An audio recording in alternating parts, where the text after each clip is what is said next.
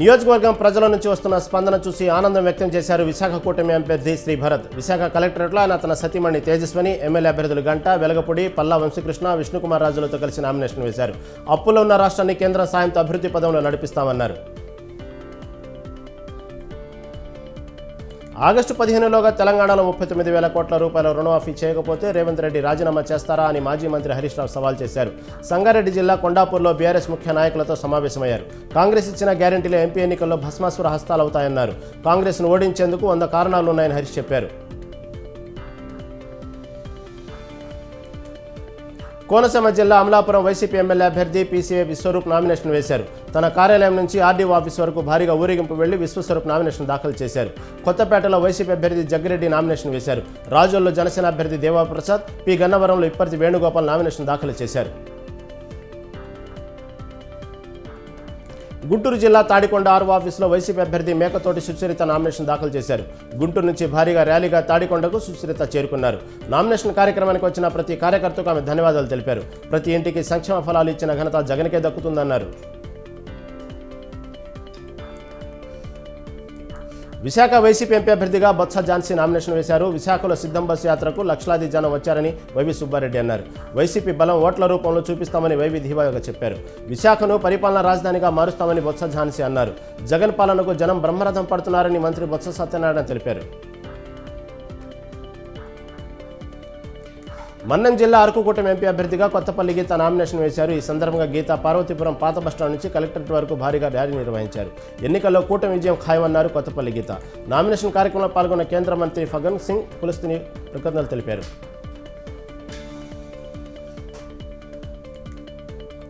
ముస్లింలపై విషం కక్కుతున్న మోడీతో చంద్రబాబు పవన్ స్నేహం చేస్తారా అని ఏపీ మైనార్టీ సెల్ అధికార ప్రతినిధి దస్తగిరి ప్రశ్నించారు. ఎక్కువ మంది పిల్లలున్న ముస్లింలకు దేశ సంపద పంచడంపై చంద్రబాబు పవన్ వైఖరి అంటూ తెలపాలన్నారు. ముస్లింలను అణచివేసేందుకు బీజేపీకి టీడీపీ జనసేన మద్దతు ఇస్తున్నాయని ఆరోపించారు.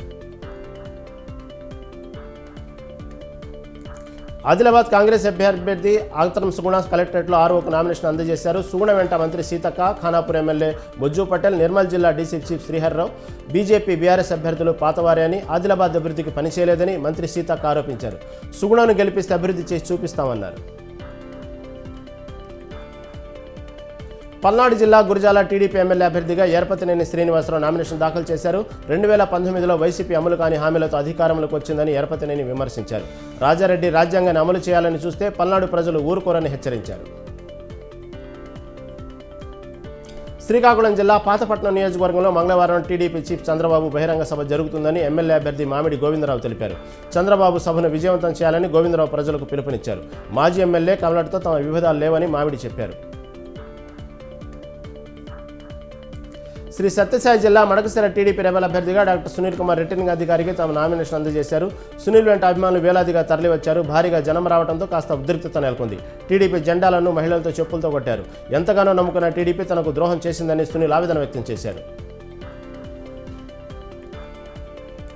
అల్లూరు జిల్లా రంపచోడవరం వైసీపీ ఎమ్మెల్యే అభ్యర్థిగా రిటర్నింగ్ అధికారి ప్రశాంత్ కుమార్ నాగులక్ష్మి, ధనలక్ష్మి నామినేషన్ పత్రాలు సమర్పించారు. తనతో వచ్చిన ప్రజలను చూస్తే తాను నామినేషన్ వేసేందుకు వచ్చినట్లు కాకుండా విజయోత్సవ ర్యాలీలో పాల్గొన్నట్లు ఉందని ధనలక్ష్మి అన్నారు.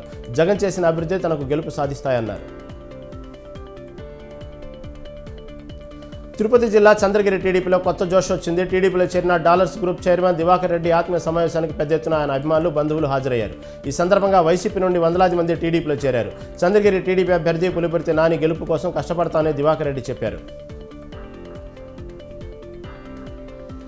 కార్పొరేషన్లు ఏర్పాటు చేసి అన్ని కులాలను అభివృద్ధి చేసిన పార్టీ టీడీపీ అని ఆ పార్టీ ఎమ్మెల్యే అభ్యర్థి సవిత అన్నారు. కార్పొరేషన్ల చైర్మన్లను ఎంపిక చేసి వారికి కుర్చీ, ఆఫీసు, నిధులు ఇవ్వలేని అసమర్థ పార్టీ వైసీపీని ఆమె విమర్శించారు. గోరంట్ల వడ్డేర కులస్తులతో నిర్వహించిన ఆత్మీయ సమావేశంలో ఆమె మాట్లాడారు. ఉల్లిపాయ సంచుల మాటను అక్రమంగా రవాణా చేస్తున్న నకిలీ పత్తి విత్తనాలను సైబరాబాద్ ఎస్ఓటీ పోలీసులు సీజ్ చేశారు. 19,02,000 రూపాయల విలువైన నిషేధిత బీజీ పత్తి విత్తనాలను వారు పట్టుకున్నారు. నిషేధిత పత్తి విత్తనాలను రవాణా చేస్తున్న గడ్డం శ్రీకాంత్, నవీన్ కుమార్ను అరెస్ట్ చేశారు. బొలెరో వాహనం, 2 సెల్ ఫోన్లు సీజ్ చేశారు.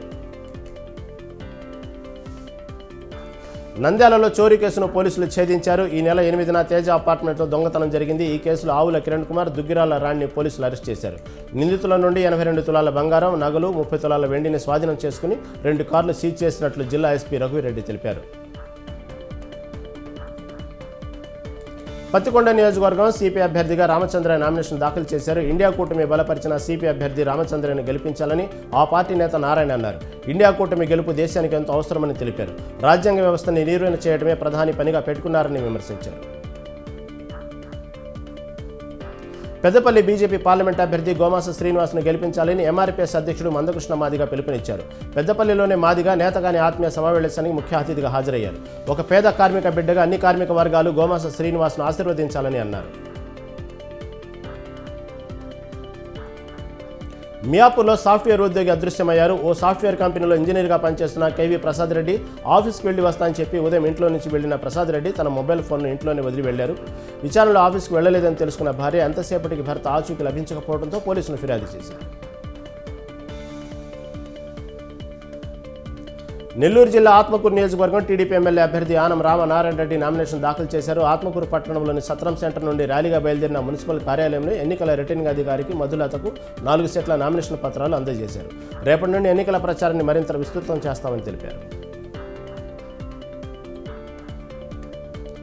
ప్రముఖ ఆర్సీబీ ప్లేయర్ విరాట్ కోహ్లీకి 50% పెనాల్టీ విధించింది BCCI. IPL code of conduct rules విభాగం విరాట్ కోహ్లీకి పెనాల్టీ విధించింది. సెకండ్ ఇన్నింగ్స్లో హర్షిత్ రాణా వేసిన బాల్కి క్యాచ్ అవుట్ అయిన కోహ్లీ నడుం కంటే ఎత్తులో బాల్ ఎలా అవుట్ ఇస్తారని అంపైర్ల మీద అసహనం వ్యక్తం చేశారు కోహ్లీ.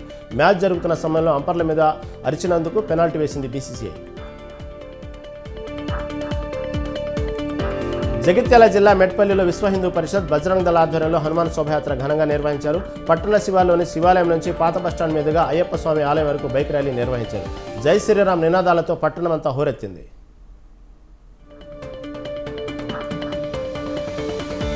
నెల్లూరు జిల్లా కావలి నియోజకవర్గ స్వతంత్ర అభ్యర్థి పసుపేటి సుధాకర్ నామినేషన్ దాఖలు చేశారు. కార్యక్రమానికి సుధాకర్ అభిమానులు కార్యకర్తలతో ర్యాలీగా వెళ్లి ఆర్డీఓ ఆఫీసులో ఎన్నికల అధికారికి నామినేషన్ పత్రాలు అందజేశారు. నెల్లూరు జిల్లా ఉదయగిరి నియోజకవర్గంలో టీడీపీ జనసేన ఉమ్మడి అభ్యర్థి కాకల సురేష్ ఎన్నికల అధికారులకు నామినేషన్ పత్రాలను అందజేశారు. ఉదయగిరి నియోజకవర్గ అభివృద్ధి కృషి చేస్తారని, గత నాయకుల నియోజకవర్గాన్ని అభివృద్ధి చేయడంలో విఫలమయ్యారన్నారు. శ్రీ సత్యసాయి జిల్లా మడకశిర పట్టణంలో కూటమి కార్యకర్తలతో ఎమ్మెల్యే అభ్యర్థి ఎంఎస్ రాజు సమావేశమయ్యారు. సమావేశానికి బీకే పార్థసారథి, మాజీ ఎమ్మెల్యే గుండుమల తిప్పేస్వామి, నాయకులు, కార్యకర్తలు పాల్గొన్నారు. మడకశిర నియోజకవర్గంలో నెలకొన్న సమస్యలు రూపుమాపే విధంగా మేనిఫెస్టోను తయారు చేసి ప్రజల్లో తీసుకెళ్తామన్నారు. ఆర్టీసీ డ్రైవర్పై దాడి చేసిన ఘటన కామారెడ్డి జిల్లాలో చోటు చేసుకుంది. బాన్సువాడ నుంచి కామారెడ్డి వైపు వెళ్తున్న ఆర్టీసీ బస్సులో ప్రయాణిస్తున్న ఓ వ్యక్తి బస్సును ఆపమని డ్రైవర్ని కోరాడు. కొంచెం దూరంలో బస్సు ఆపడంతో ఆగ్రహించిన అతడు డ్రైవర్పై దాడి చేశాడు. మహిళా కండక్టర్ను అసభ్య పదజాలంతో దూషించడంతో పోలీస్ స్టేషన్లో ఫిర్యాదు చేశారు. హైదరాబాద్లో బ్యూటీ క్లినిక్లపై అధికారులు దాడులు చేశారు. రాయదుర్గంలోని దీప్తి పర్మనెంట్ మేకప్, మాదాపూర్లోని వీస్ పార్క్, వెల్నెస్ క్లినిక్లపై రంగారెడ్డి జిల్లా డిఎంహెచ్ఓ ఆధ్వర్యంలో వైద్యుల బృందం దాడులు నిర్వహించింది. ప్రభుత్వ అనుమతి లేకుండా స్క్రీన్ ట్రీట్మెంట్ ఇస్తున్నట్లుగా సమాచారం అందడంతో నోటీసులు జారీ చేశారు.